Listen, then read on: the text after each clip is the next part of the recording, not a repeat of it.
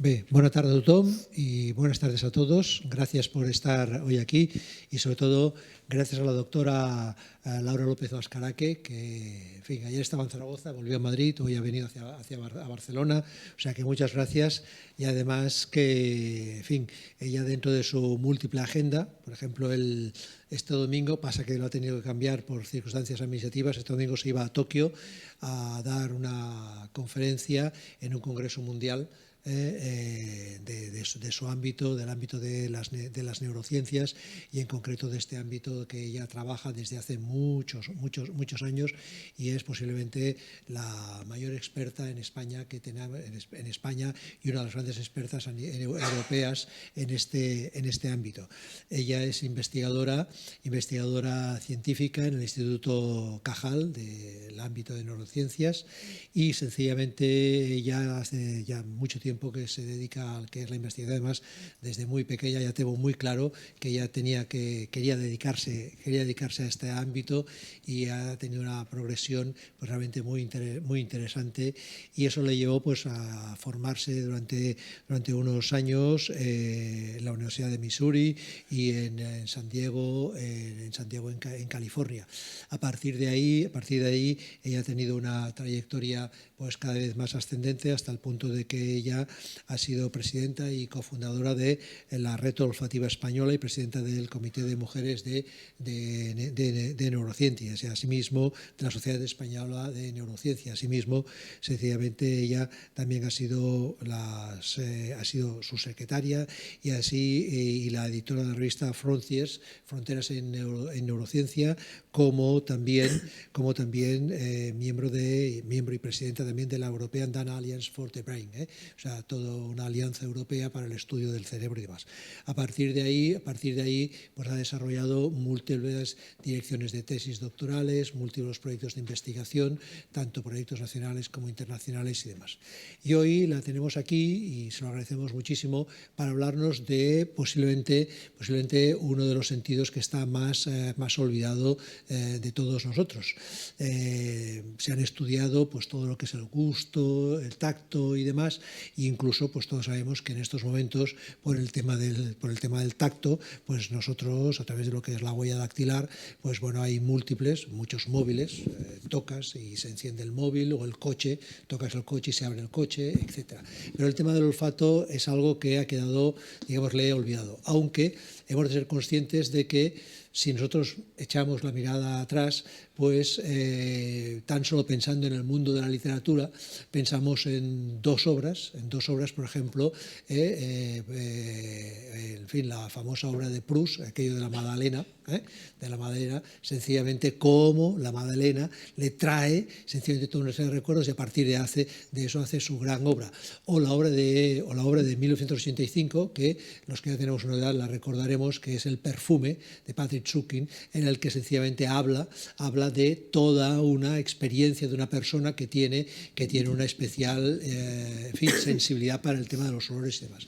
Y entonces hemos de ser conscientes que esto de los olores es algo que ha sido estudiado poco, pero que todos somos conscientes de la importancia de los olores, sobre todo pensando en las próximas fiestas. Es decir, vamos a entrar en el ciclo de Navidad y tan solo cuando vemos la televisión, en todas las cadenas o en todas las cadenas de radio y demás, sabemos que el tema de los perfumes va a ser un avasallamiento total de la cantidad de perfumes que nos van a todos a decirnos que nos hemos de comprar y demás porque hemos de oler bien y demás. Evidentemente, el tema de los olores, de lo que es el olor, nosotros estamos acostumbrados a unos determinados tipos de olores en nuestras ciudades, en nuestras casas. Nosotros mismos somos productores de olores y en muchas ocasiones pues nuestra sensibilidad respecto a unos olores o respecto a otros olores son unos o son otros. Y evidentemente todos somos conscientes que el rechazo hacia unos determinados tipos de olores sencillamente también es algo que está muy presente en nuestra sociedad. Por lo tanto, sencillamente en este momento cada vez más cada vez más, sencillamente, el tema del olor, de lo que es el olfato, está yendo mucho más allá. Por ejemplo, la doctora López, pues sencillamente, ella está trabajando en unos ámbitos en los cuales están íntimamente relacionados con nuestra salud. Por ejemplo, cada vez más se está viendo cómo, a medida que nosotros nos hacemos mayores y a medida que nosotros podemos tener determinadas enfermedades, sencillamente podemos tener una cierta, digamos, predisposición. Sencillamente se está encontrando que con el tema de Alzheimer, con el tema de Parkinson, el olor de la persona sencillamente puede ayudarnos a detectar que esa persona puede desarrollar esto. Fíjense que en estos momentos, por desgracia, el tema del olor, de los olores y por lo tanto el tema del olfato, en el caso de los perros, pues todos estamos viendo estos días pues el desastre absoluto de Valencia, cómo los perros están ayudando, los perros, la Guardia Civil y la UME están ayudando a encontrar personas, esas 5 o 6 personas que todavía, por desgracia, no han sido encontradas por todo el tema de la riada y demás. Por lo tanto, en estos momentos se está investigando la pérdida de olfato. La pérdida de olfatos empieza a ser una forma objetiva para poder identificar determinados tipos de enfermedades. Pero es más, en estos momentos ya, gracias a la inteligencia artificial y la doctora López Mascará, que está en contacto directo con un profesor de la Universidad de Extremadura, que ya están sencillamente monitorizando toda una serie de parámetros para que sencillamente esos parámetros puedan ser determinados olores y determinadas fragancias nosotros podamos recibirlas incluso en nuestro móvil. Todo esto evidentemente no es de hoy para mañana, pero que evidentemente eso llegará de la misma manera que hemos recibido y recibimos todos la imagen de todos esos móviles y demás. Llegará el día en que realmente lo que son los olores y demás llegarán a través de nuestro móvil, cuando sencillamente se hayan introducido en una base de datos cientos de parámetros, una vez que cuando ese olor sencillamente está metido en una máquina y la máquina, estos espectrómetros de masas identifican cada uno de los puntos identificativos de ese olor. Todo eso se podrá traducir y sencillamente todo eso podrá desarrollarse más.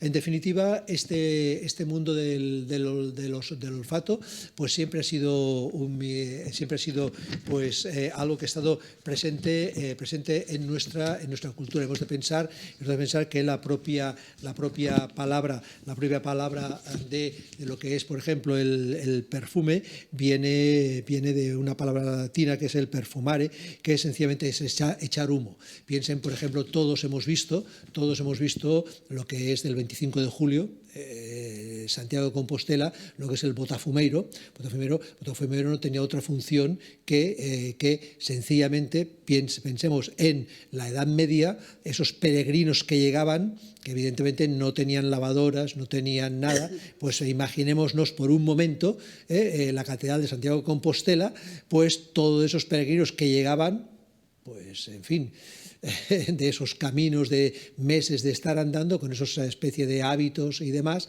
pues imagínense por un momento, pues bueno, pues la función del botafumeiro sencillamente era básicamente poder combatir esos olores. De la misma manera que la creación de los perfumes, los perfumistas y demás, sobre todo perfumistas en Francia, en el sur de lo que es Europa y demás, en las cortes reales, sobre todo tenía la función de combatir también esos olores de esos palacios y demás, que evidentemente nosotros no los imaginamos. Cuando los visitamos ahora, los visitamos pues de una manera totalmente inerte, incluso está perfumado y demás, pero evidentemente no nos podemos imaginar cómo eran los olores en aquellos tiempos. Incluso hoy, y esto muy bien lo sabe la doctora López Mascarate, cómo cuando tú entras en determinadas tiendas, sobre todo de grandes cadenas y demás, ya sea de alimentación o de ropa y demás, esas tiendas tienen unos determinados perfumes, unos determinados olores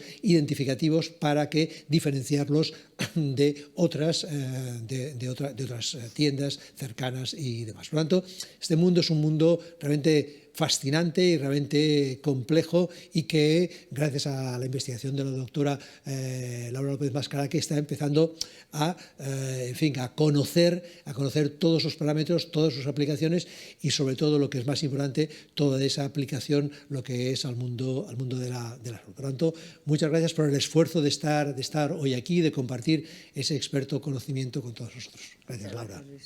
Muchas gracias por la amable presentación que has hecho y por el interés que ya creo que en todos ha despertado, ¿no?, el olfato con esta introducción.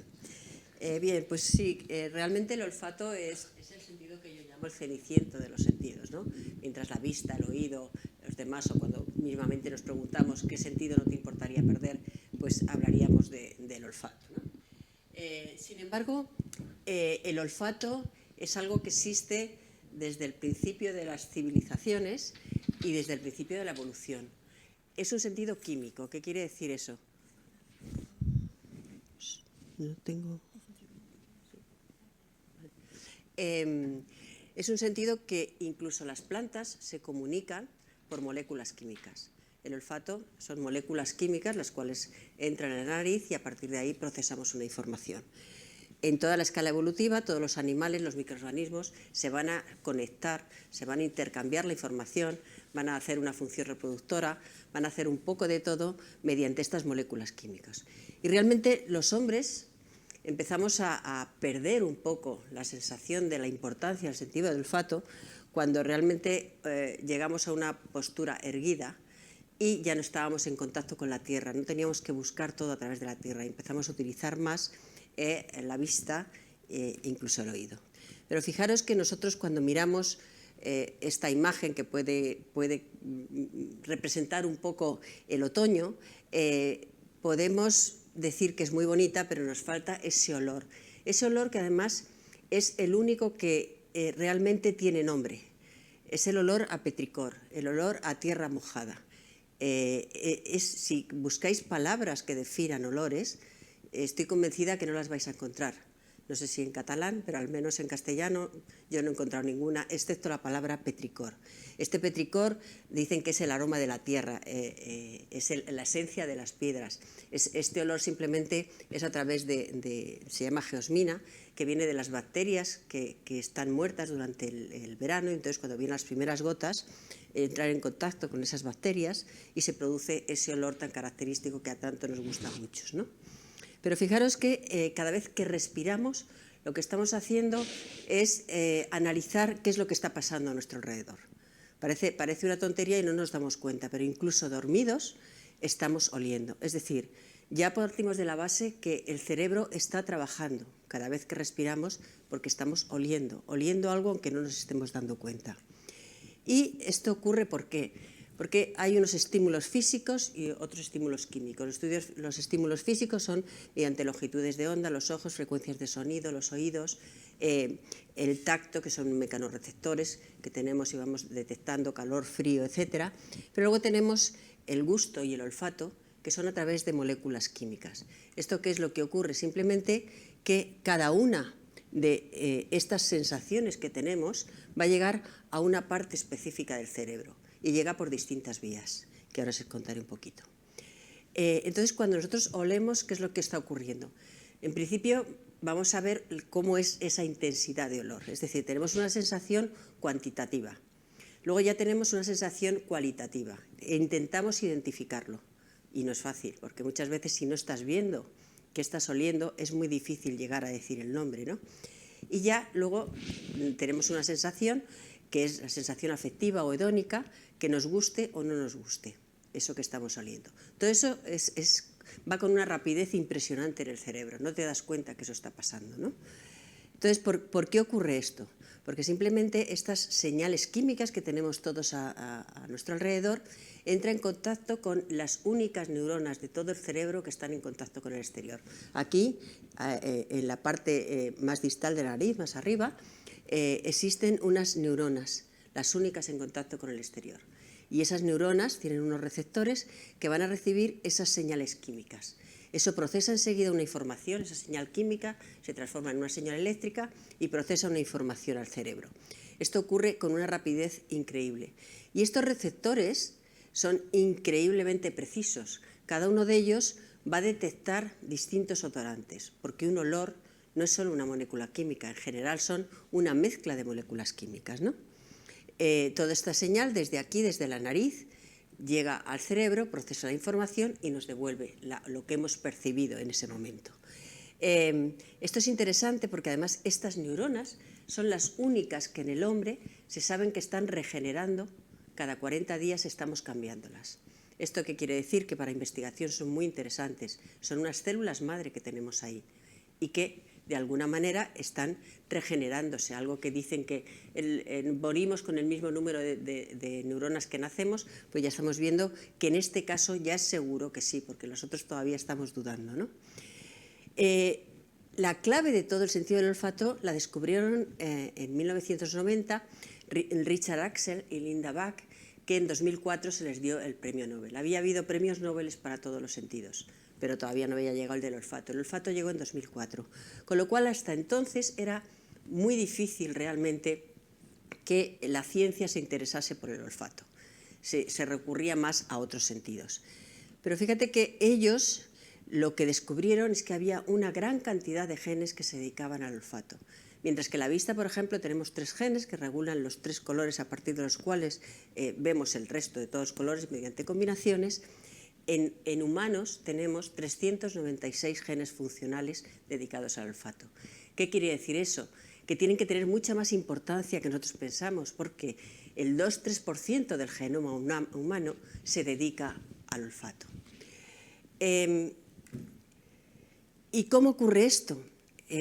Estas son una gráfica más clara de cómo están estas neuronas situadas aquí en la nariz, que tienen aquí estos receptores. Las neuronas se llaman las neuronas sensoriales olfativas, que conectan en el cerebro en una estructura que se llama el bulbo olfativo con unos glomérulos, que estos mandan toda la información al resto del cerebro. El olor va a ser como si fuese cada uno de los aromas, yo le comparo siempre como si fuese una melodía musical. Tocas una tecla, tocas otra y eso te compone un olor. Es decir, hay 390 genes que lo regulan, luego hay distintos, un gran número de receptores que van a hacer todas esas combinaciones que son muy precisas. Esto lo muestro un poco en este esquema o esta ilustración, en el cual muestra cómo un olor determinada nos llega al cerebro, encaja con cada uno de los receptores. Esto lleva su información hasta esta zona del cerebro, que es el bulbo olfativo, y son los glomérulos, que son unas estructuras esféricas que llevan toda la información al resto del cerebro. Con lo cual, cada olor va a conectar específicamente con un glomérulo, y ese glomérulo va a mandar toda la información al resto del cerebro. Es un sistema realmente impresionante que no se da tanto en el resto de los sentidos. Con lo cual, también tenemos que pensar que si pensamos evolutivamente, al principio el cerebro era todo olfativo y a partir del olfato se fue reconstruyendo la corteza cerebral, todo el resto de las estructuras cerebrales que forman parte hoy día de nuestro cerebro, pero el olfato era el inicio de todo. Bien, pues, que esto no pasa así. Ahora, esta variabilidad que tenemos de genes, imaginaros, pongo otra vez el ejemplo de la visión, con 3 que hay, la cantidad de variaciones que tenemos en la percepción visual. Existen los daltónicos, existe gente que ve en blanco y negro, existen muchas variaciones que tenemos. Imaginaros la cantidad de variaciones que existe con el olfato, que son 400, casi 400 genes. ¿Qué quiere decir esto? Por ejemplo, cuando comemos espárragos, la orina huele de una determinada manera, pero hay mucha gente que no nos huele a nada. Es decir, ¿por qué? Porque hay distintas variaciones o combinaciones en los genes que tenemos, con lo cual cada uno de nosotros tenemos un registro olfativo. ¿Qué quiere decir? Que cuando olemos algo, a nadie nos huele igual, porque cada uno de nosotros tenemos una composición genética. Esto ocurre Pues con la harina del parque ya hemos detectado cuál es la variación genética que tiene en un receptor olfativo, que es el ORM2M7, que se llama. También nos ocurre con los tubérculos. Hay gente que toma berenjenas, zanahorias y demás, y a pesar de que se laven mucho, tiene un sabor muy fuerte a tierra. Yo conozco a determinadas personas que lo tienen, la androstenona, que también es una sustancia que viene de los cerdos, es una hormona, que también hay gente que le huele horroroso, no puede soportarlo, y gente que no le huele absolutamente a nada. Todo esto vamos viendo. El cilantro es otra de las cosas, que hay gente que dice no soporto el cilantro o le amas o le odias totalmente. ¿Por qué? Porque hay gente que no sabe, yo me incluyo en ellos, el cilantro no lo puedo soportar porque sabe como a jabón. Eso es también una variación que tenemos en este gen. La violeta, hay gente que es completamente ciega al olor a violeta. En otro gen, la canela nos pasa igual, que la canela puede oler de una manera u otra dependiendo del gen que tienes. Es decir, hay que llevarse la idea de que cada uno de nosotros tenemos un registro olfativo, por eso es muy difícil que a todos nos guste el mismo perfume o no, e incluso cuando nos lo echemos en la piel, el contacto con el gran número de bacterias que tenemos es con lo que interacciona y huele distinto en unas personas que en otras. La forma que tiene cada una de las moléculas va a determinar cuál es la naturaleza del olor.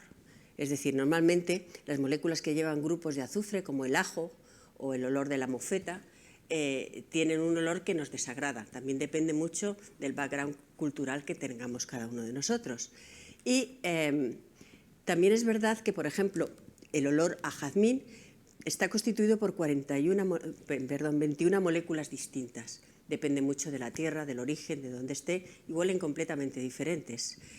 Solo el jazmín tiene 3 componentes que son uno que es el primordial, que es el bencilacetato, que siempre tiene que estar, y estos 3 que también son componentes peculiares del jazmín.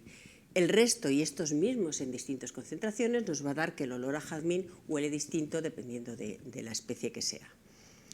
También es interesante ver que dependiendo de la concentración de las moléculas, va a oler de una manera o de otra. Por eso hay que tener mucho cuidado muchas veces con los perfumes, por ejemplo, o con los vinos. El indol es una molécula que a baja concentración se utiliza mucho en perfumes, huele como a rosa, huele a flores, huele fenomenal. Sin embargo, cuando está a alta concentración, huele como a pescado podrido. Esto no solo ocurre con el indol, ocurre con muchas otras moléculas. El indol es una de las sustancias, de las moléculas que más se utiliza en perfumería, en los perfumes.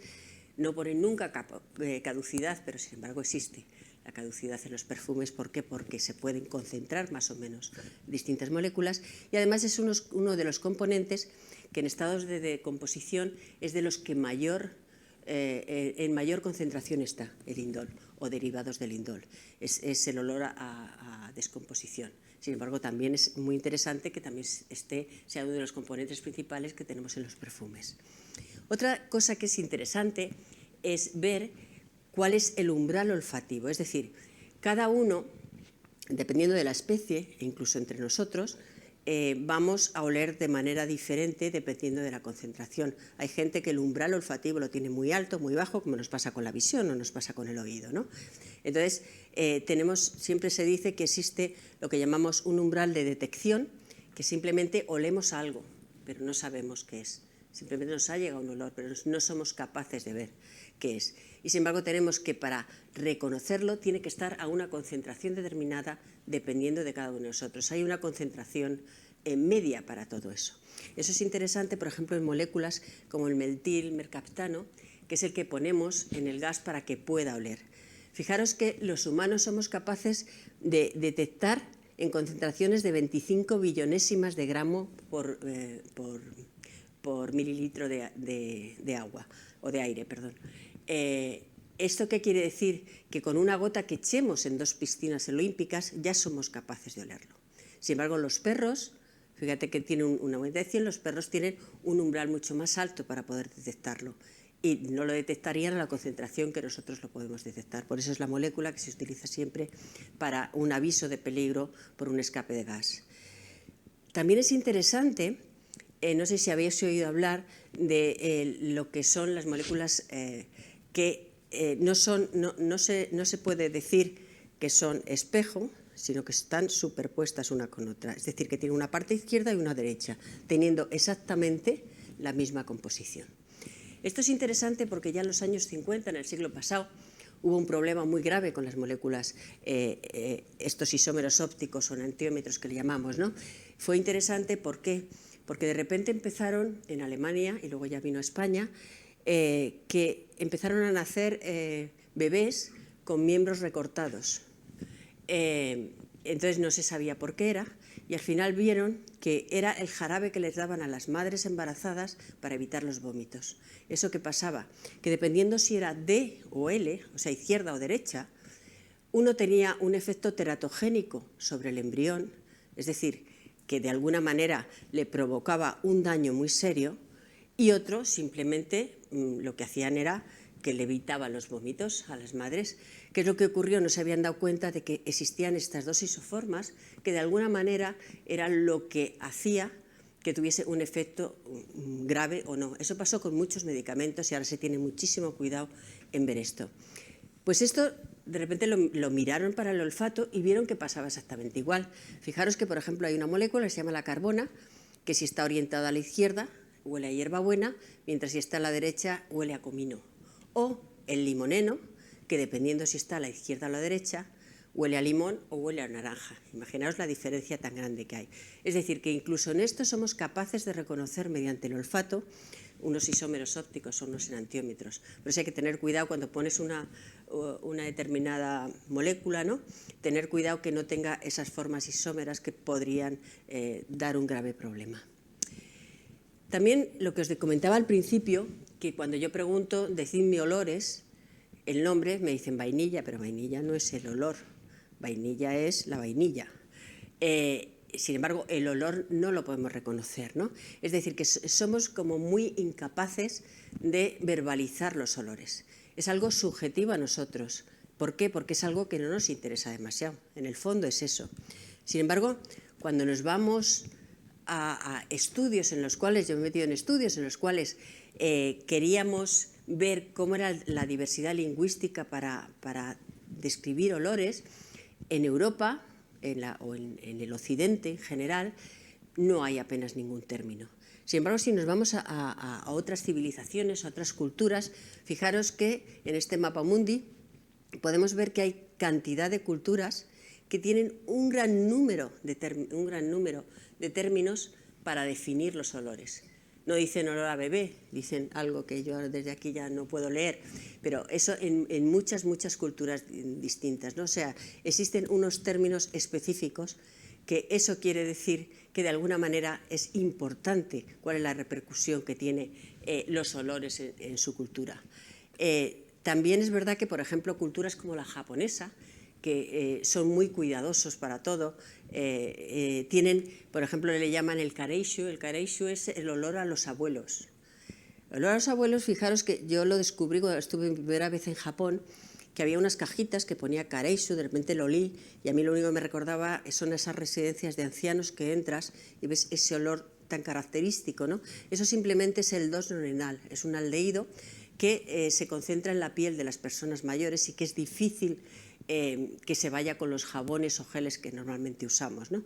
Los japoneses, aparte de tener ese culto cariñoso hacia el kareishu, a la vez están investigando mucho para poder sacar determinados jabones o detergentes que lo puedan hacer.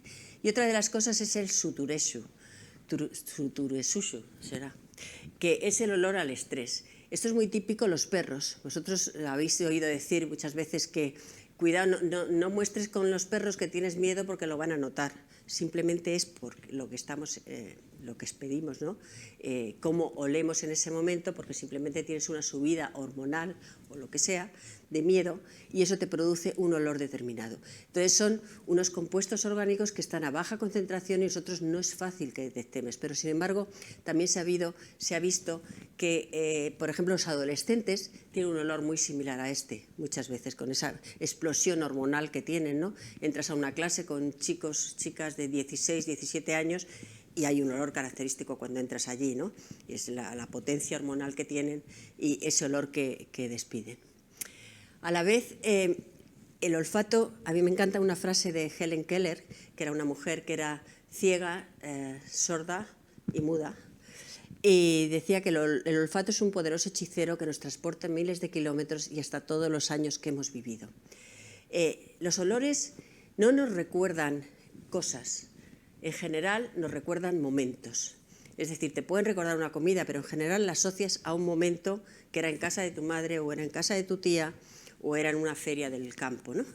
Entonces, la memoria olfativa lo que va a hacer siempre es establecer un vínculo entre un olor y qué es lo que estaba de protagonista en ese momento. Entonces, muchas veces no te vas a dar cuenta, simplemente te llega, te evoca algo, ¿no? Esto es lo que decía Luis al principio, ¿no? Que esto es lo que llamamos el efecto Proust, o el efecto prusiano, ¿no? Que son los recuerdos evocados de manera espontánea. Decía Marcel Proust que en el mismo instante en que ese sorbo de té mezclado con sabor a pastel tocó mi paladar, el recuerdo se hizo presente. Era el mismo sabor de aquella magdalena que mi tía me daba los sábados por la mañana. Tan pronto como reconocí los sabores de aquella magdalena, apareció la casa gris y su fachada, etcétera, etcétera. ¿Qué quería decir eso? A partir de simplemente ese sorbo, él empezó a escribir. A partir de ahí escribió 6 libros. Esto es lo que llamamos esa evocación, una representación de la evocación, por eso se llama muchas veces el efecto prusiano.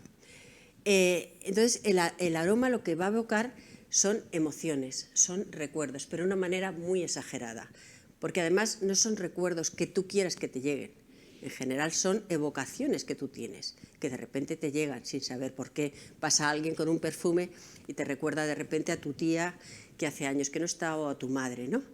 Entonces, ¿esto qué quiere decir? Que el marketing se ha dado cuenta de ello, también lo comentaba Luis al principio. ¿Por qué? ¿Por qué nos llega de una manera tan exagerada?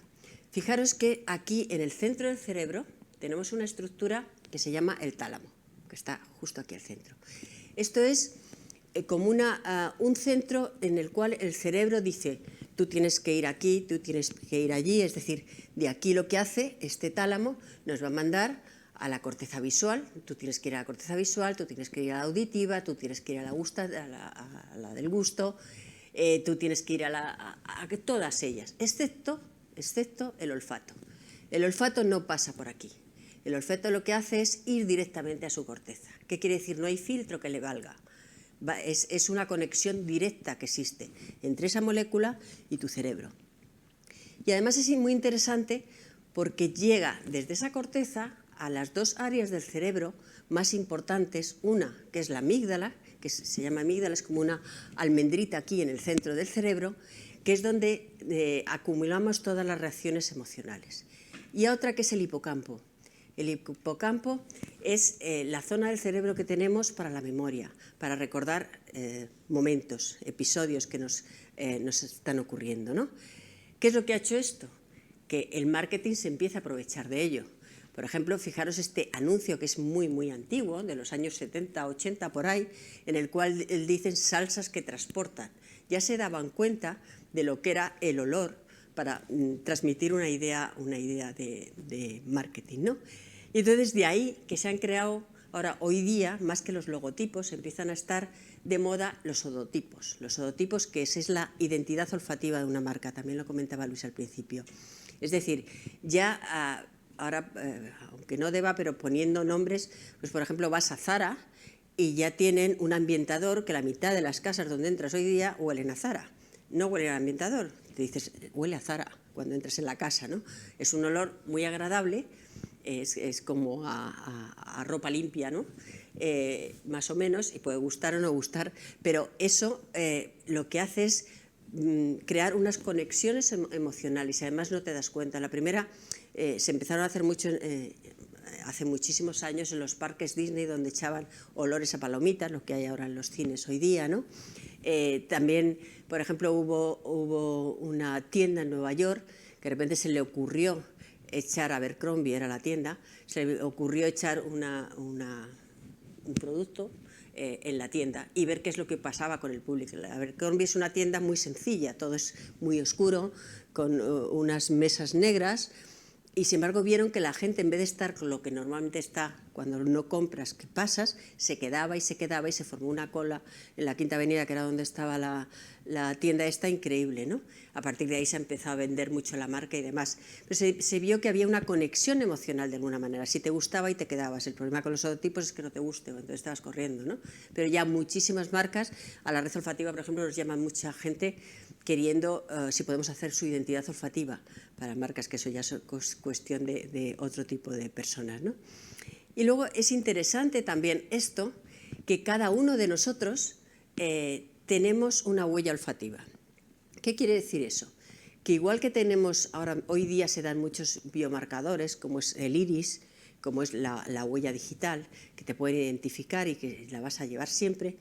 Ahora se ha empezado a investigar, bueno, ya llevamos unos años, en los cuales se ha visto que cada uno de nosotros tenemos un olor único, que además lo único que tienen iguales son los gemelos idénticos por ahora. ¿Qué quiere decir eso? No es verdad lo que decían en el perfume, el famoso Libre, ¿no? Que él decía que no tenía olor. Nadie, todo el mundo tiene olor, no hay nadie que no hay personas sin ningún olor. Entonces, esto se está utilizando mucho en odología forense o el peritaje del olor. Hasta ahora son los perros los que saben mucho de la huella olfativa humana, porque efectivamente tú a un perro le das una camiseta y te busca esa persona simplemente llevándose ese olor. Entonces están haciendo muchas investigaciones sobre esto y ver cómo es nuestra huella aromática, ¿no? Y que nos da nos pertenece a cada uno de nosotros y es la única que tenemos. Por ejemplo, se quiere empezar a utilizar en el peritaje del olor, en una habitación, a ver si ha estado alguien o no ha estado, ¿no? Y luego ya nos centramos en lo que sería el olfato artificial, lo que llamamos narices electrónicas, que siempre han sido narices electrónicos, se han intentado ver por espectrografía de masas, por cromatografías, por demás. Ahí lo que vieron que era muy difícil llegar a conseguir un olor. Como mucho podían hacer una combinación de 3 olores. Entonces las narices electrónicas hoy día están en muchos sitios. En todas las ciudades, por ejemplo, tenemos los medidores de contaminación ambiental que realmente son narices electrónicas. En las bodegas ahora mismo están poniendo determinados sensores, que son narices electrónicas, para ver si un vino se ha pasado o no, o en los secaderos de jamón, ¿no? También tenemos narices electrónicas. Pero ahora queremos ir un poco más allá, ¿no? Entonces han entrado en la era de lo que llaman chips neuromórficos, que no me voy a meter en ello, pero simplemente que es intentar emular de alguna manera lo que es el sentido olfativo humano, ¿no? Y poder diseñar y cuantificar los olores a partir de ello. Esto ya entramos dentro de la inteligencia artificial, pero sí están intentando desarrollar chips los cuales puedan ponerlos en tu smartwatch y puedan llegar a detectar si una comida, por ejemplo, tiene un alergeno o no lo tiene. Poder identificar también más cosas también relacionadas con enfermedades. Fijaros que ya en la Edad Media existían estas ruedas de orina. Lo que hacían era, los médicos de aquella época pedían a los pacientes que fuesen con unas frascas de cristal con su orina. Ellos lo que hacían con esta rueda, lo que hacían era mirar el color que tenía la orina, veían qué era su olor e incluso lo probaban. De ahí, por ejemplo, la diabetes mellitus, sabor a miel, que ya se empieza a ver. Con lo cual ya se empezaba a utilizar el olor como un detector de una determinada enfermedad. Y se dice muchas veces, muchas madres de la antigua usanza, como yo digo, te decían, a ver, échame el aliento que yo creo que estás malito, que tienes anginas, simplemente con el aliento.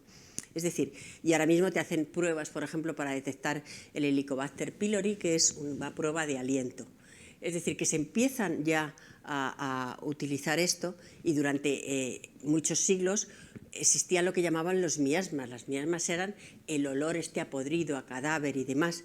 Entonces, durante siglos se decía que eran los vapores asesinos, o sea, que eran los vapores asesinos. Podemos poner un igual a virus o a bacterias, ¿no? O sea, pero realmente ya se empezaba a definir algo sobre el olfato. Pues bien, ahora mismo lo que os contaba, los perros son capaces de detectar distintos tipos de cáncer, la malaria, son capaces de detectar Parkinson, son capaces de detectar la COVID, muchas infecciones por pseudomonas, ellos simplemente con el olor. ¿Y qué es lo que están oliendo? Realmente hemos puesto esta palabra que se llama el volatiloma, ahora todo acaba en oma. El volatiloma. ¿Qué es el volatiloma? Es simplemente a ver qué son la muestra de tu aliento o de cómo huele tu piel. Entonces, a partir de ahí, igual que los perros son capaces de detectar qué es lo que está ocurriendo, pues nosotros ahora estamos intentando ver cuál es esa huella olfativa, cuál es ese volatiloma, qué es lo que compone esto para ser capaces de ahí de poder simplemente con una prueba de aliento poder detectar un cáncer, poder evitar muchísimas cirugías que son muy extras, y esto sería mucho más fácil y mucho más rápido y bueno para el paciente, y aparte de económico, y también están muy metidos en esto los alergólogos. También es otro de los campos que quieren investigar. Entonces, esto es uno de los campos más nuevos que estamos teniendo en olfacción, y es curioso porque aquí os cuento una anécdota de esta señora, Joy Male, que es una escocesa que su marido empezó con Parkinson, ¿no? Muchos años antes de que él tuviese Parkinson, ella le decía, estás cambiando tu olor, no me gusta cómo hueles ahora. Bueno, pues ahí se quedó. Cuando ya su marido tenía Parkinson, llegó a una conferencia, estas que dan para familiares, con médicos, con científicos, y cuando llegaron las preguntas ella dijo, ¿y por qué el Parkinson huele? A partir de ahí se preguntaron, ¿cómo que el Parkinson huele? Con lo cual se la llevaron a un equipo de científicos y han empezado a investigar esto, coger simplemente grasa de la piel, de la espalda, de pacientes con Parkinson. Bueno, y antes de esto le hicieron una prueba. Le dieron 20 camisetas, que 10 eran de gente que había estado 2 días con esa camiseta, que tenía Parkinson, y otros 10 controles. De las 20 camisetas, ella dijo que 11 eran con Parkinson y 9 sin. Dijeron, bueno, has acertado casi entero. La persona que dijo que no, a los 6 meses, se le diagnosticó Parkinson.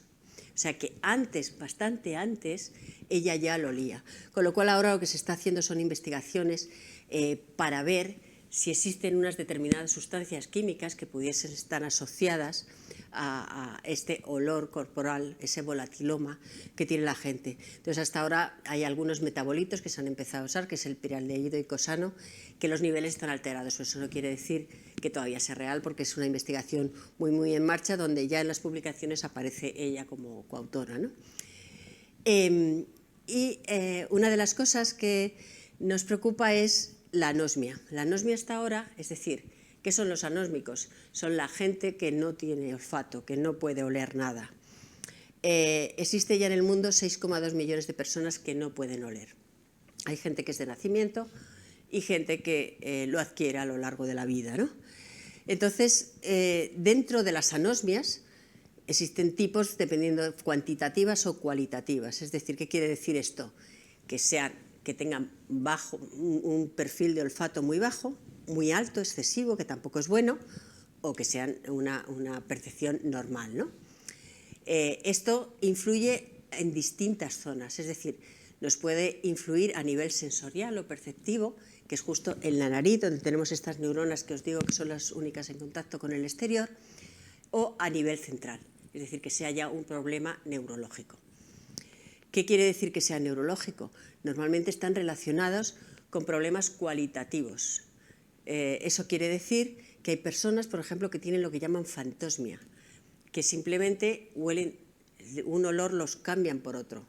Es igual que la gente que tiene un problema de vista, que a veces no puede definir algo exactamente lo que está viendo, sino que tiene un problema, pues lo mismo ocurre con el olfato. Existe la cacosmia, que este es un problema muy grave, porque todo le huele horrible, con lo cual llega un momento que no pueden vivir con ello e incluso tienen que quemarle el epitelio olfativo y dejar sin olfato para todo el tiempo. Y la parosmia, que es una percepción alterada, que solo ha tenido mucha gente después de que ha perdido el olfato durante el COVID. Después cambiaba los olores, algo que le olía bien antes, después le olía regular, ¿no? Porque tenían este problema que poco a poco se puede ir solucionando. Bien, pues a partir de esto, también lo que comentaba también Luis al principio, parece ser que la pérdida de olfato puede ser una señal precoz, una señal de alarma, que no tiene por qué ser seguro, de enfermedades como Parkinson, Alzheimer, Huntington e incluso esclerosis múltiple. O sea, lo que se ha visto es que bastante antes de que aparezcan este tipo de enfermedades neurodegenerativas puede haber una pérdida de olfato. ¿Por qué? Fijaros que, por ejemplo, en la enfermedad de Alzheimer, la primera parte del cerebro que está afectada corresponde a lo que es la corteza olfativa. Algo tiene que haber también. También es verdad que el número de neuronas, estas que tenemos en la nariz, que se están regenerando, cada vez que nos hacemos mayores se alarga el tiempo, pero bueno, se van regenerando durante la vida adulta, también disminuye. Es decir, que hay alguna probabilidad. Entonces lo que se está haciendo hoy día es en muchos países, todos juntos, están elaborando un mapa para decir con cuánto tiempo antes de que aparecieran los síntomas, o sea, realmente que tuviesen una patología cerebral, empezaban a perder el olfato los pacientes. Y la verdad que es impresionante la curva, como muchos años antes de que haya nada, que empieza simplemente aquí, empieza a haber una pequeña disfunción cognitiva, mucho antes estas personas ya habían perdido el olfato. Lo que pasa que es algo que nos miden las dioptrías, nos miden las frecuencias de sonido, a ver si estamos bien, audiometrías, pero por ahora no se hace apenas nada, solo hay en pequeños núcleos, ¿no?, donde empiezan a hacer pruebas olfativas y simplemente ver por qué es, porque a veces simplemente es porque tienes un pólipo en la nariz, porque tienes una alergia, es decir, que no tiene por qué ser esto. Pero por lo menos si fuese esto ya tendríamos una forma de empezar a remediar algo, ¿no? Esto, bueno, también ocurre en la enfermedad de Parkinson. Incluso en Estados Unidos ya hay muchos carteles que dicen cuidado si pierdes el olfato en un momento determinado, ven a ver qué es lo que está ocurriendo, ¿no? Y también ocurre con bastante tiempo, fíjate, 17 a 10 años antes de que aparezca ninguna sintomatología, la gente empieza a perder el olfato, con lo cual se podría prevenir muchas cosas, ¿no? Cuando siempre me preguntan qué es lo que pasaba con la COVID, ¿no? Antes se pensaba que lo que hacía el virus, lógicamente se nos metía por la nariz y que encajaba con estas neuronas sensoriales olfativas, estas neuronas que os digo que están en contacto con el exterior. Sin embargo, lo que hemos visto es que no son estas neuronas. Estas neuronas están en lo que llamamos el epitelio olfativo, que es como una especie de pared, una pared que tiene células que llamamos de sostén, como si fuesen ladrillos. Entre medios están esas neuronas. ¿Qué es lo que hacen estos? Sostienen este epitelio. Bien, pues lo que pasaba en el COVID es que justo estas células de sostén tienen un receptor, que es el AC2, que encaja perfectamente con el virus, ¿no? ¿Esto qué hacía? Que dependiendo del grado de la intensidad de la carga viral que podrías tener, esto rompía esta pared, se destruía totalmente y por eso era una pérdida abrupta de olfato. De un día para otro habías perdido el olfato. Era por esto. Esto que ocurría que finalmente tenías lo que ya os decía antes, lo que olía bien ahora huele horrible. ¿Por qué? Porque estas neuronas otra vez tienen que volverse a regenerar desde aquí abajo, que están las células madre que van produciendo las neuronas y los tipos celulares, y tienen que volver a encontrar su camino. Al encontrar el camino muchas veces hay confusiones y tienes que enseñar a que esto es rosa y no es limón. Entonces, esto es lo que ocurría bastante después de la COVID. Muy bien, ya acabo con esto. Y simplemente lo que yo digo desde aquí, que es muy, muy importante ejercitar nuestro cerebro a través del olfato. Es decir, muchas veces en los colegios, en residencias de mayores, ¿qué es lo que está ocurriendo? Que lo único que te dan son circulitos para rellenar, figuras que hacer, y sin embargo, yo que hago muchos talleres de olfato con mucha gente distinta, desde niños a residencias de mayores, es increíble lo que el olfato puede transmitir, lo que los aromas pueden transmitir. ¿Y eso qué quiere decir? que el cerebro va a trabajar de una manera mucho más fácil que si le pones a hacer un pedaleo así y sin embargo estar bien oliendo, cambiando distintos olores, intentar identificar, intentar emparejar olores, por ejemplo. Sería un ejercicio mucho más dinámico, mucho más bonito y que podría repercutir más en lo que sería su historia. Yo he estado con gente con inicio de Alzheimer y de Parkinson que incluso han llorado con olores y han empezado a hablar de por qué ese olor les gustaba. Gente que había perdido la memoria del todo. Y también es muy importante con los bebés, con los niños. Yo siempre digo que a los niños también lo mismo, le damos a aprender los colores, el azul, el verde, el tal, fijaros que, bueno, esta es mi nieta, y yo les enseño desde muy pequeños que hay que oler. Y fijaros que en este momento son 10 meses, cómo se vuelven locos con un libro que quieran oler. Es decir, es algo que les gusta mucho. ¿Por qué? Porque el bebé desde que nace, las primeras señales que tiene son químicas. El resto de los sentidos físicos no los utiliza apenas. Está simplemente chupando, oliendo. Es lo que hacen, ¿no? Y hasta muy tarde no empiezan realmente a interaccionar. Con lo cual yo animo mucho a que es muy interesante el poder darles este tipo de además están haciendo ya libros que hace poco no había. Yo cuando eran pequeñas mis hijas yo les fabricaba los propios libros para que oliesen, ¿no? Pero quiero decir que es algo muy interesante y además es algo que hay que empezar a aprender, ¿no?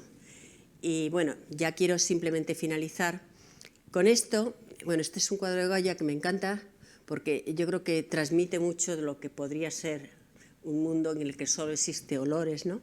Pero esto que es de Alexander Graham Bell, creo que esta frase es increíble, ¿no? Porque dice, ¿puedes medir la diferencia entre una clase de olor y otro? Si eres ambicioso para encontrar un tipo de ciencia, mide el olor. Los olores cada vez van siendo más importantes en el mundo de la experimentación científica y en la medicina, y tan cierto como que el sol nos alumbra, es que la necesidad de un mayor conocimiento de los olores alumbrará nuevos descubrimientos. Es decir, es el sentido, la cenicienta de los sentidos, pero que realmente ahora que nos estamos empezando a dar cuenta de toda la repercusión que puede tener en muchos ámbitos. Aquí no he hablado nada, por ejemplo, que se está utilizando estudios sobre el olfato en las plagas, para evitar las plagas que existen, para evitar distintos tipos de contaminación. Es muy interesante.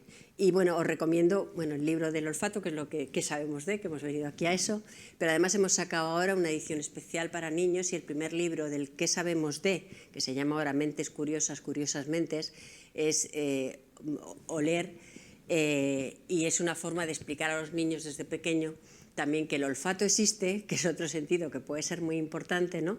Y el intentar practicar con él. Y bueno, muchas gracias. Ahora cualquier pregunta, yo encantada.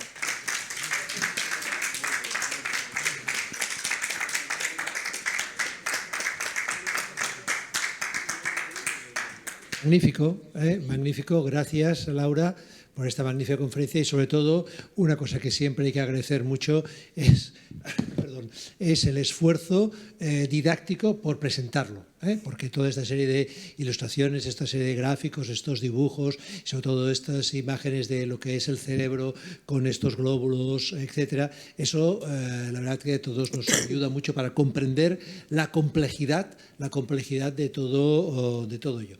Evidentemente, en estos momentos, pues las preguntas pues son muchas, pero claro, creo que hay una primera cuestión que es que todos hemos aprendido hoy, esto del indol. El indol, es decir, que en estos momentos, por desgracia, pues en fin, con el tema de Valencia, pues evidentemente pues estos perros o en fin, pues están buscando gracias a este y demás. Entonces, pienso que hay una serie de elementos que nos has enseñado que realmente pues son extraordinarios. Por ejemplo, el hecho de lo que es el peritaje por el olor, este peritaje por olor que siempre nosotros tenemos la odorología forense, creo que esto es un mundo por descubrir, ¿no? Es decir, decir, porque realmente siempre tenemos la imagen forense a partir de unos determinados elementos, y todos hemos visto las películas y demás, con el tema del cuerpo humano, cómo lo abren, etcétera, pero claro, el poder identificar esto realmente es como un nuevo mundo, ¿no? Sí, sí, es algo que, lleva unos cuantos años, pero todavía no hay nada, pero es algo que se logrará, igual que se ha logrado el resto de los biomarcadores que existen hoy día, ¿no? Pero es que además es tan fácil de pensar, ¿no? Viendo cómo los perros lo hacen. ¿Por qué no tenemos por qué llevar a los perros a los hospitales a que nos diagnostiquen un cáncer, ¿no? Sino realmente buscar qué es lo que huelen ellos para poder identificarlo, qué es lo que buscan, porque realmente tienen que ver picos, ¿no? Dentro de un aroma, la complejidad que tiene que haber unos picos que sobresalen de la normalidad. Entonces, eso es lo que se está haciendo con el volatiloma, ¿no? El poder llegar a ver qué es lo que está ocurriendo, qué es lo que nos llega más allá. Nos puede pasar como el metilmercaptano, que nosotros como humanos lo detectamos a un umbral súper bajo. Los perros tienen un poquito más alto. Pues probablemente ellos llegan a unas moléculas que nosotros no estamos llegando o no sabemos lo que son. Entonces, en eso están, hay laboratorios ahora mismo muy fuertes, sobre todo empezó la historia en Tel Aviv, en un laboratorio muy fuerte de olfacción, Noam Sobel, que es el que lo dirige, que están muy metidos en esta historia, y yo creo que en algún momento tendremos algo. Y de hecho, pues por ejemplo, sabéis, cuando el COVID, además de hacerte el test o no, en los aeropuertos muchas veces veías perros que estaban oliendo a la gente, ¿no? Porque sabían que ellos podían marcar quién era. Pues vamos a intentar hacerlo nosotros, como hay ahora mismo narices electrónicas que puedan detectar drogas o muchas cosas distintas, ¿no? Sí. Y en este sentido, por ejemplo, esto que tú has comentado de lo que es la autenticación biométrica a través de la huella olfativa, ¿tú crees que esto llegaremos relativamente pronto a ello, por ejemplo? Pronto, no sé, es que tal como avanza la ciencia hoy día no tengo ni idea. No tengo ni idea. Porque con el parón que hemos tenido con el olfato y cómo de repente un montón de laboratorios se pusieron en el 2004, cuando dieron el premio Nobel a Richard Axel y Linda Bach, a partir del 2004 fue un subidón así, enorme. Entonces, no sé qué puede pasar aquí, que eso implique que muchos laboratorios a nivel multidisciplinar se pongan a analizar más cosas, con lo cual la rapidez sería bestial. Si no hay financiación, no importa el tema, todo va mucho más despacio, ¿no? Pero yo creo que ahora, a un nivel internacional, es una rama de la ciencia en el cual nos necesitamos mucho los que son de olfacción digital con la olfacción biológica, con lo cual de alguna manera estamos empujando ahí para ver si esto va rápido. Entonces, es que no sé, puede haber un algoritmo de repente que te dé el salto bestial, que se meta el machine learning, todas estas cosas y todo vaya mucho más rápido. Claro. Y un par de preguntas más. El tema de la anosmia, es decir, estas personas que no huelen, ¿se ha descubierto el por qué? Bueno, hay gente que lo tiene de forma congénita, es decir, que nace sin olfato. Vale. Hay algunos genes que ya se han visto que están implicados y es una condición genética. Y lo que pasa es que hasta ahora la gente no se da cuenta, porque yo he hablado con gente que es anósmica y se dieron cuenta casualmente de que eran anósmicos. Una me hacía mucha gracia porque me decía, una chica de Barcelona, y me decía, pues yo es que me enteré con 8 años.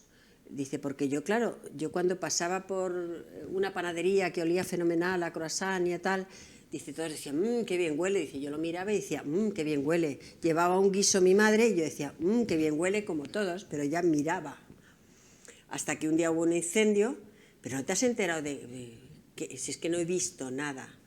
Es decir, que llegamos a tener esa nulidad en cuanto a ese sentido, que ni siquiera a un niño le explicas que huela algo directamente, ¿no? Y entonces llegas a pensar que el olfato es ver algo que te gusta mucho y huele bien, pero no porque huela o no. Eso es en la parte de la gente que es congénita, ¿no? Se pierde mucho, por ejemplo, con el uso excesivo de sprays nasales que llevan corticoides, y eso hace que pierdas muchísimo el olfato. Incluso hay gente que llega a las anosmias. También tienes los pólipos intranasales, que es otra de las cosas que también provoca mucho, y sobre todo cuando te los quitan, que no se tiene cuidado, en que muchas veces pierdes el olfato cuando te los están quitando. Por productos químicos, también alergias. Las alergias a veces provocan una pérdida de olfato. Accidentes, accidentes de coche, que te valoran si has perdido un ojo, si has perdido una, pero no te valoran si has perdido el olfato. Esa es otra lucha en la que se está, ¿no? Diciendo que es un sentido más, que hay que valorarle de alguna manera a los seguros, ¿no? Y en general es ese tipo de enfermedades las que llegan a provocar una anosmia.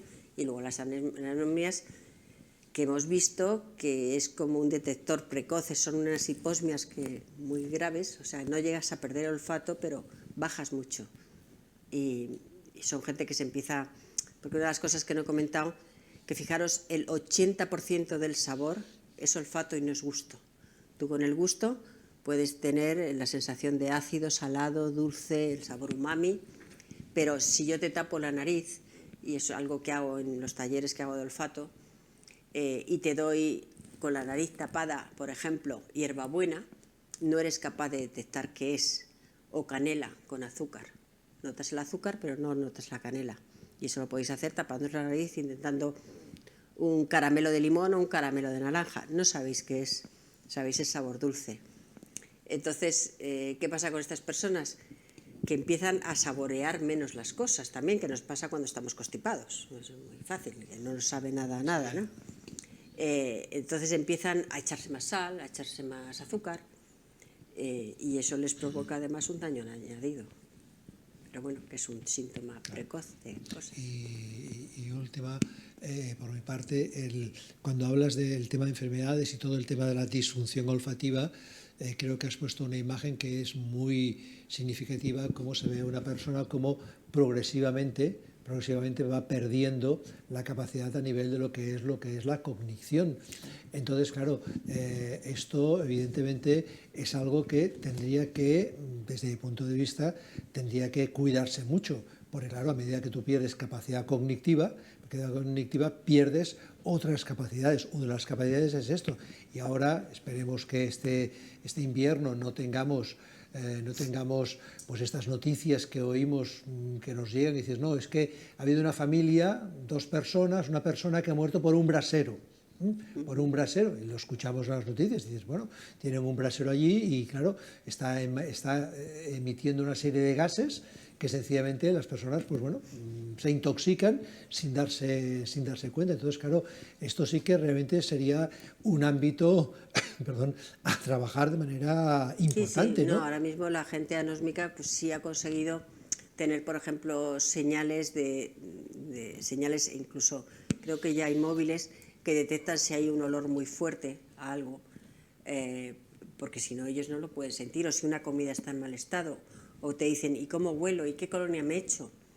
Es decir, o incluso las relaciones, cuando alguien pierde el olfato, parece ser que hay un problema con sus relaciones de pareja, sus relaciones con hijos, porque pierde una parte muy importante, que es ese componente de cómo huele esa persona. Les quitas una parte, como si de repente no lo ves o no lo oyes, ¿no?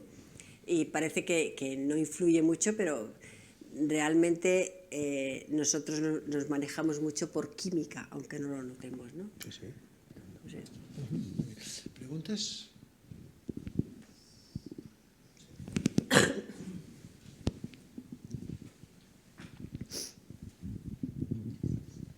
Muchas gracias por la conferencia. Si nos podría decir algo sobre el adiestramiento del olfato humano.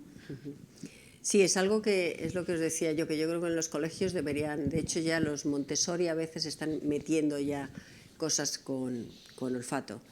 Yo creo que desde niños deberíamos enseñarles a que existe algo que se llama olfato y que existen olores que son interesantes, y ponerles juegos con olores. Hay muchos juegos que se pueden hacer con olores, desde emparejar olores, identificar olores, irte al campo y destilar olores, coger hierbas distintas y poder destilarlo, que es muy divertido para los niños y para los adultos, ¿no?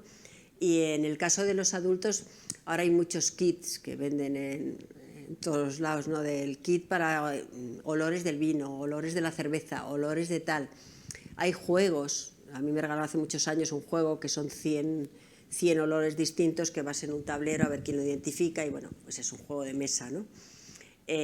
Pero no solo eso, yo creo que mucha gente cuando dice, ¿y tú cómo has aprendido? Digo, pues yo como me dijeron a mí la gente que sabe, tú tienes que coger un olor y además verbalizarlo a la vez.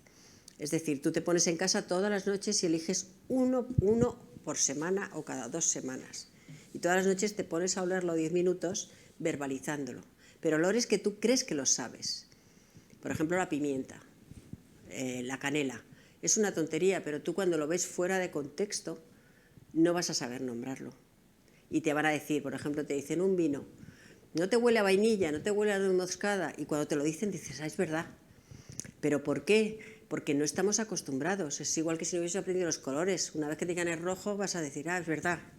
Pero si no has memorizado, no eres capaz de en algo complejo identificarlo. Vas a identificarlo cuando tú lo ves en el momento.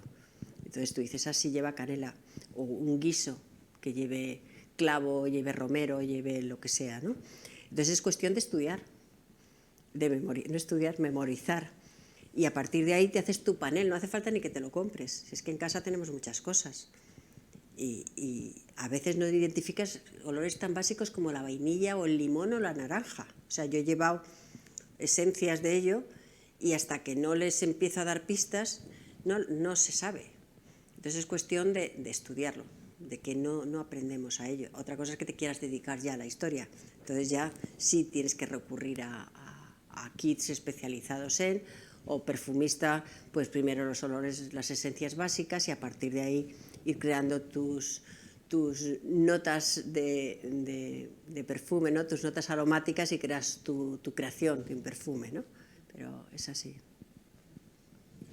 En relación a todo esto, sí que creo que es significativo el hecho de que de estos ejemplos japoneses, este olor de los abuelos, pero sobre todo también hemos de recordar que tradicionalmente nosotros, esto de las madres o de las abuelas, cuando le decíamos, a ver, niño, abre la boca, tírame el aliento tal, para identificar que esto era algo común, Entonces, bueno, posiblemente el ritmo de vida nos ha hecho olvidar esta serie de aspectos. De la misma manera que sí que quiero recordar, como aquí ya hemos explicado, el tema del olor de las ciudades.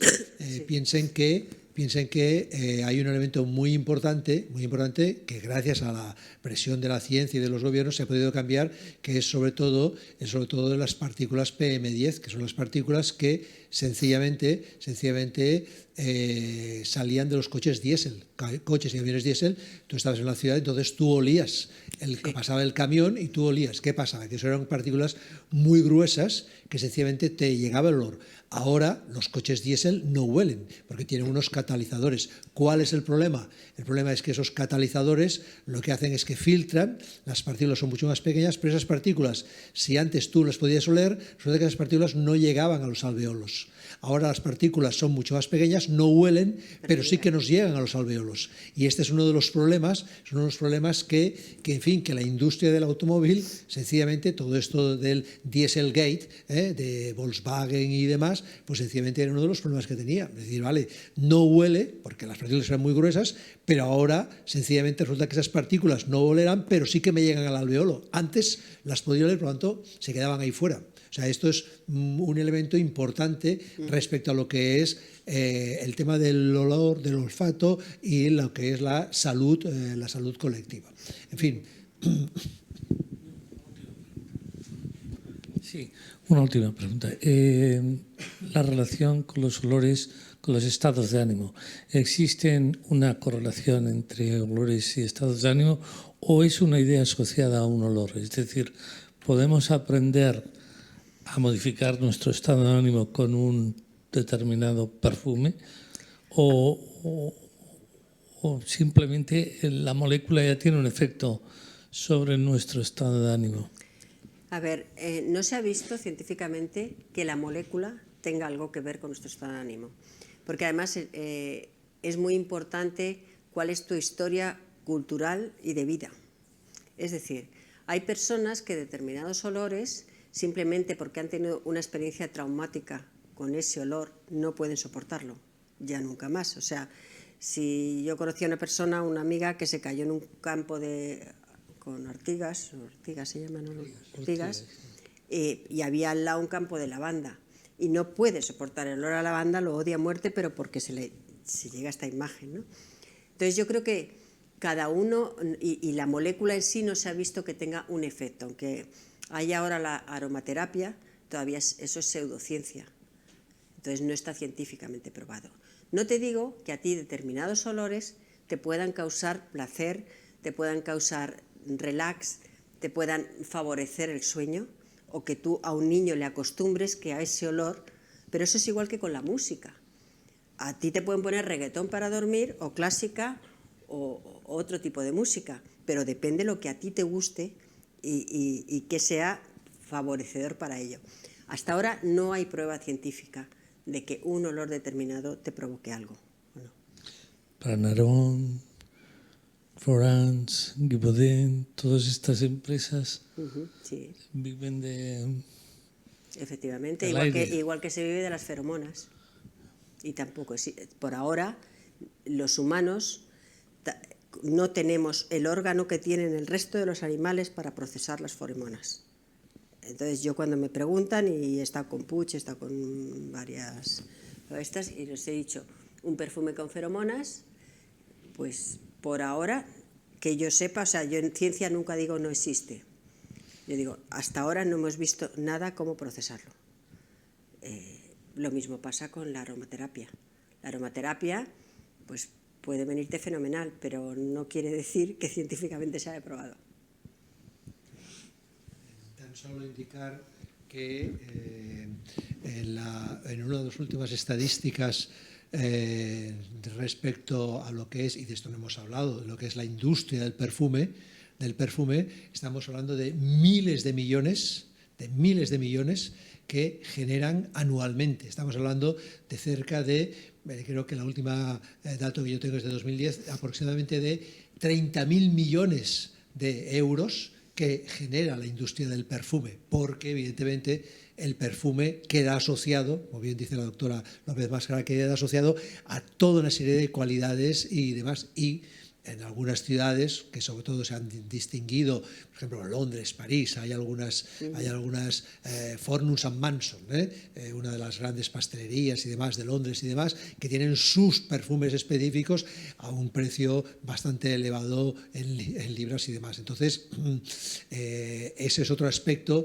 que evidentemente, en fin, está ahí presente, y como digo, vamos a entrar en la época en la cual todos vamos a estar bombardeados de perfumes múltiples, y la asociación entre lo que es el perfume, esa esencia y esa categorización de la persona, si lleva ese perfume o no lleva ese perfume o demás. Sí, eso es además muy relativo, porque hay gente que los perfumes son parte de su vestimenta.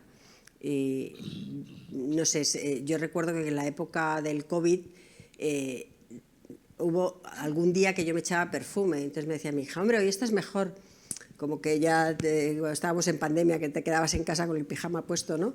Entonces cuando te vestías, te ponías perfume, parecía que era otro momento, ¿no? Y la industria del perfume sí, es algo que creo que además en España, no sé si estamos segundo o tercer exportador del mundo de perfumes, ¿no? Y un perfume, yo ahora que estoy haciendo algún curso de perfumes, la verdad que es un mundo que dices, empiezas a entender por qué los perfumes, no digo colonias, perfumes son tan caros, ¿no? Porque realmente las esencias es algo carísimo, ¿no? Y luego que tienes los creadores de los perfumes, y bueno, es un mundo muy, muy especial. Es que de hecho, piensen, y tan solo con esto cerramos ya, piensen que incluso el tema de el agua de colonia se convirtió en un elemento de guerra comercial durante la Primera Guerra Mundial. Por ejemplo, la colonia viene de Alemania, por eso viene, en fin, se llama el agua de Colonia. Sencillamente en Inglaterra se creó las colonias inglesas como para contrarrestar el poder de las colonias alemanas que habían invadido todo lo que era Europa. Y ahí se creó también no tan solo la guerra propiamente dicha, sino también esa guerra comercial para desbancar a unos, para desbancar lo que era el poderío alemán de lo que era el agua de Colonia. Muy bien, pues lo vamos a dejar aquí. Sobre todo, muchas gracias a la doctora Laura López Mascaracke por el esfuerzo de venir aquí, de compartir su experiencia, su saber, y que a todos evidentemente nos ha iluminado mucho. Y como decimos siempre con el logotipo de la residencia, la ciencia siempre tiene muchas preguntas, encuentra algunas respuestas, como ha dicho la doctora López Mascaracke. Bueno, pues ahí hay una serie de respuestas, de preguntas, y hay una serie de investigaciones para poder responder a todo ello. Este jueves les invitamos, porque no podía ser el lunes porque aquí hay un congreso y demás, a una conferencia de un mundo muy desconocido, pero del cual todos lo tenemos presente, que son los coloides. Los coloides es un elemento fundamental en nuestras vidas. Piensen que, por ejemplo, cuando tú tienes un accidente y llegas a un hospital, para que tú tengas un riego sanguíneo mucho más activo, tiene que poner una mezcla sencillamente con coloides, que es una serie de compuestos, para hacer que eso vaya mucho más rápido y la sangre pueda llegar mucho más rápidamente a los lugares donde se ha producido el accidente. Y como eso, en todo lo que es otros mundos. Entonces, un investigador también del CSIC, Rodrigo Moreno Botella, nos vendrá a presentar ese mundo que es realmente fascinante y muy desconocido, pero del cual todos vivimos y todos tenemos, incluso llevamos encima nuestro. Por lo tanto, gracias sobre todo, doctora López Mascaracke, gracias a todos ustedes y gracias a las personas. Y este jueves a las 6 continuaremos con el ciclo. Gracias y buena semana.